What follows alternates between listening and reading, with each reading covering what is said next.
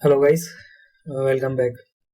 Guys, last की video में हमने डिस्कस किया था कि अभी तक हमने क्या किया है। हमने एंगुलर 16 के बारे में अभी देखा है कि एंगुलर 16 में प्रोजेक्ट कैसे क्रिएट होता है और फाइल स्ट्रक्चर के बारे में बात की थी। हमने बात किया था कि हमारी एंगुलर 16 में फ्लो जो होता है, ठीक है, फ्लो ऑफ एंगुलर एप्लीकेशन, उसके बारे में बात किया था। अब हम इस वीडियो में क्या डिस्कस करने जा रहे हैं। हम इस वीडियो में डिस्कस करेंगे कि एंगुलर 17 में हम प्रोजेक्ट कैसे क्रिएट करते हैं और उसके प्रोजेक्ट स्ट्रक्चर के बारे में बात करेंगे कि उसके प्रोजेक्ट स्ट्रक्चर में क्या चेंजेस आए हैं और क्या नहीं। और जब हम प्रोजेक्ट क्रिएट करते हैं तो हमें किन किन बातों का ध्यान रखना चाहिए। तो चलिए स्टार्ट करते हैं। सबसे पहले हम क्या करते हैं, हम एंगुलर 7 CLI इंस्टॉल करते हैं। तो आपको एंगुलर की CLI पता है क्योंकि लास्ट की वीडियो में भी हमने एंगुलर इंस्टॉल किया था। उसमें क्या किया था हमने, इसमें क्या करना है, ठीक है। अगर हमें कोई स्पेसिफिक वर्जन देना है तो मैं आपको, वैसे अभी ये लेटेस्ट चल रहा है तो हम अभी क्या करेंगे कि npm i g globally @angular CLI। अगर मान लीजिए आपको कोई स्पेसिफिक वर्जन देना है तो आप इस CLI के बारे के एंड में स्पेसिफिक वर्जन दे सकते हैं कि 14 करना है, 15 करना है, ठीक है। अब लेटेस्ट चल रहा है 17, तो अगर मैं इसे 17 पर इंस्टॉल करूंगा तो ये ऑटोमेटिकली 17 हमारा इंस्टॉल कर देगा कि हमें कोई स्पेसिफिक नंबर देने की या वर्जन देने की जरूरत नहीं है। तो ये हमारा ग्लोबली इंस्टॉल कर देगा। तो हमारे सिस्टम में एंगुलर 17 इंस्टॉल हो चुका है ग्लोबली। अब हम क्या करते हैं, हम एक प्रोजेक्ट क्रिएट करते हैं एंगुलर का। तो उसकी कमांड है ng न्यू। हम क्या करते हैं, इसको डाल देते हैं प्रोजेक्ट, या हम प्रोजेक्ट ही डालते हैं 17 और एंटर क्लिक करते हैं। तो आप कुछ देर वेट कीजिए। अब जैसा कि आप देख सकते हैं कि ये हमसे क्या पूछ रहा है, which style sheet format would you like to use. मतलब ये पूछ रहा है कि हमें कौन सी CSS इंस्टॉल करनी है। CSS करनी है, SCSS करनी है, सास करनी है, लेस। तो हम CSS ही करेंगे। ये स्टेप एंगुलर 16 में भी था। अब एंगुलर 17 में क्या है, अब ये जो आप स्टेप देख रहे हैं ना, आपको ये एंगुलर 16 में ये स्टेप नहीं दिखेगा। पूछता है कि do you want to enable server side rendering SSR and static side generation SSG। ये क्या है, देखो पहले क्या होता था एंगुलर 16 में, ये एंगुलर 16 में भी था, बट हम इसको कमांड लाइन के थ्रू, मतलब मान लीजिए सबसे पहले बात करते हैं कि ये है क्या। अगर आप कोई ऐसी एप्लीकेशन बना रहे हैं जिसमें SEO जो होता है, सर्च इंजन ऑप्टिमाइजेशन की जरूरत है, तो हम सर्वर साइड रेंडरिंग और ये स्टैटिक साइड जनरेशन का यूज करते हैं। पहले क्या होता था, पहले ये जब हम प्रोजेक्ट क्रिएट करते थे तब ये नहीं आता था। हम अगर अपनी क्रिएट करना चाहते थे सर्वर साइड रेंडरिंग, अपनी एप्लीकेशन को सर्वर साइड रेंडरिंग के लिए, मतलब SEO के लिए हम अपनी एप्लीकेशन को करना चाहते थे, तो हमें अलग से कोड लिखना पड़ता था, अलग से ये इंस्टॉल करना पड़ता था। अब एंगुलर 17 में क्या है कि जब आप प्रोजेक्ट क्रिएट करते हैं ना, तो प्रोजेक्ट क्रिएट करने पर ही ये पूछ लेता है कि आपको सर्वर साइड रेंडरिंग की जरूरत है या नहीं है, मतलब आपकी एप्लीकेशन में SEO की नीड है या नहीं है। अभी क्या करते हैं, बेसिकली ये टॉपिक सेपरेट टॉपिक है। जब मैं आपको एंगुलर 17 कंप्लीट कर दूंगा, मतलब ये टॉपिक ही है एक एंगुलर का, तो मैं इसको भी आपको कवर करूंगा कि सर्वर साइड रेंडरिंग क्या होता है और ये SSG क्या होता है, मतलब कंप्लीटली टॉपिक है ये अलग। तो फिलहाल क्या करते हैं हम, इसकी हमें कोई जरूरत नहीं है तो हम इसे कर देते हैं नो। तो आपका ये प्रोजेक्ट क्रिएट होना स्टार्ट हो जाएगा। इस टॉपिक को जो हमारा सर्वर साइड रेंडरिंग था, इसे हम नेक्स्ट वीडियो में आगे कवर करेंगे। तो हमारा प्रोजेक्ट क्रिएट हो गया है, जैसा कि आप यहाँ देख सकते हैं प्रोजेक्ट 7। मैं आपको इसमें पर्टिकुलर फाइल के बारे में नहीं बताऊंगा कि जो एंगुलर 16 में फाइल थी और एंगुलर 17 में भी है, तो क्योंकि वीडियो लेंथी हो जाती है, तो आप एंगुलर 16 की भी वीडियो देख सकते हैं। इसमें मैं उस फाइल के बारे में बात करूंगा जो फाइल हमारी अब नई क्रिएट होकर आई है।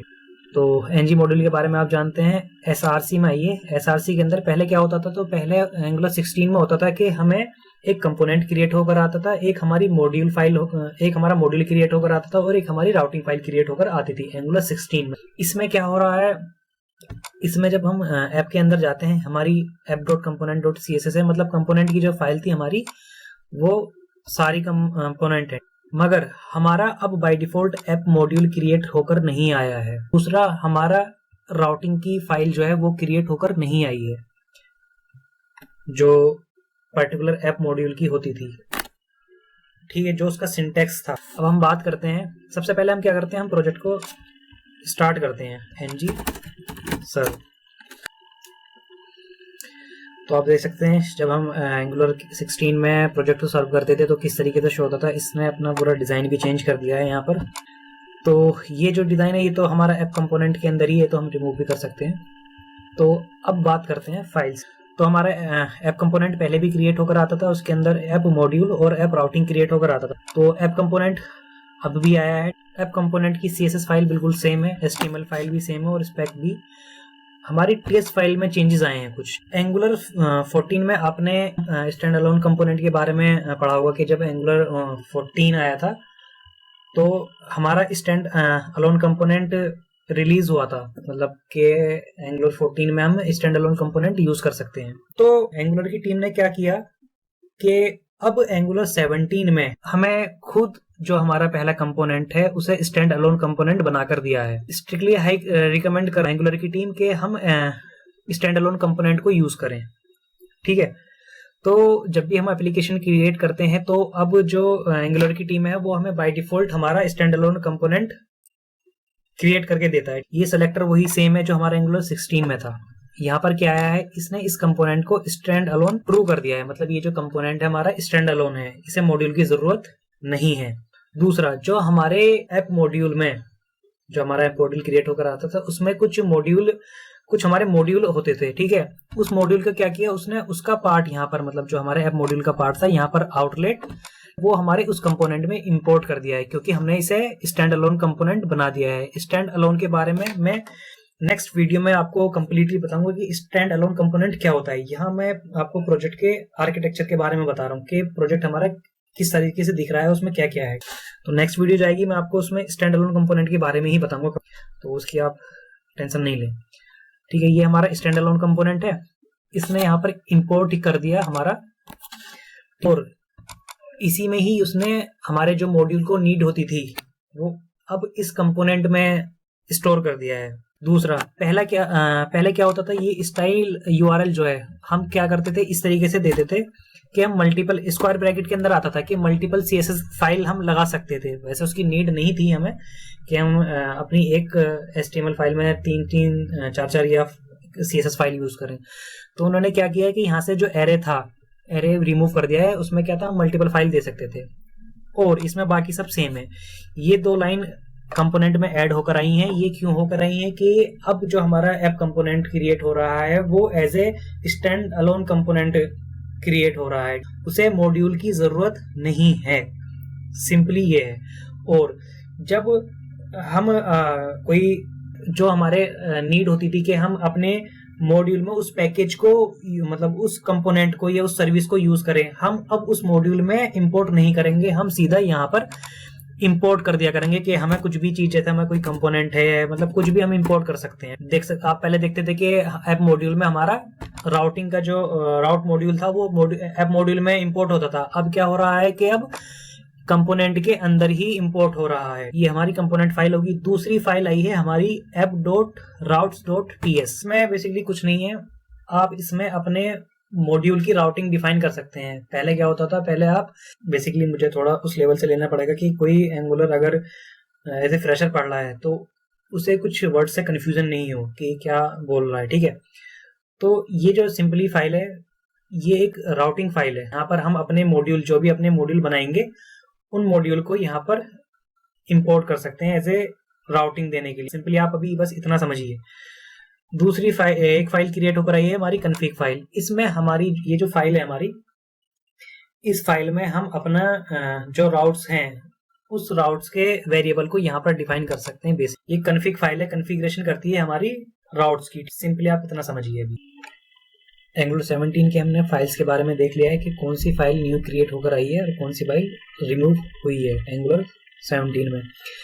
इसी वीडियो में हम डिस्कस कर लेते कि फ्लो क्या है, मतलब एंगुलर एप्लीकेशन का। एंगुलर 16 और एंगुलर 17 का फ्लो में थोड़ा सा चेंजेस है, बस वो मैं आपको एक बार बता देता हूँ। एंगुलर 16 में क्या होता था, तो कंपाइलर हमारे main.ts पर जाता था, ठीक है। इस पर भी एंगुलर 17 पर भी हमारा जो कंपाइलर है वो main.ts फाइल पर ही जाता है, बस यहीं पर ही चेंज है। पहले क्या होता था कि जो हमारा कंपाइलर था वो main.ts पर आने के बाद में देखता था कि कौन सा मॉड्यूल लोड करना है, और उस मॉड्यूल के अंदर ही हमारी राउटिंग फाइल भी होती थी। इसमें क्या सिंटेक्स में चेंजेस है, पहले हम क्या करते थे, यहाँ पर जो हमारा ऐप कंपोनेंट और ऐप कॉन्फ़िग फाइल है, इसकी जगह लास्ट एंगुलर 16 पर आपका ऐप मॉड्यूल जाता था यहाँ से, जब हमारी एप्लीकेशन में ऐप मॉड्यूल होता था। अब क्या है, अब इसकी जगह ऐप कंपोनेंट और ऐप कॉन्फ़िग फाइल जाती है हमारी, और बाकी का फ्लो बिल्कुल ऐसे ही है जैसे एंगुलर 16 में था। अगर फिर भी कोई डाउट है तो आप मुझसे कमेंट बॉक्स में पूछ सकते हैं, और मिलते हैं नेक्स्ट वीडियो में।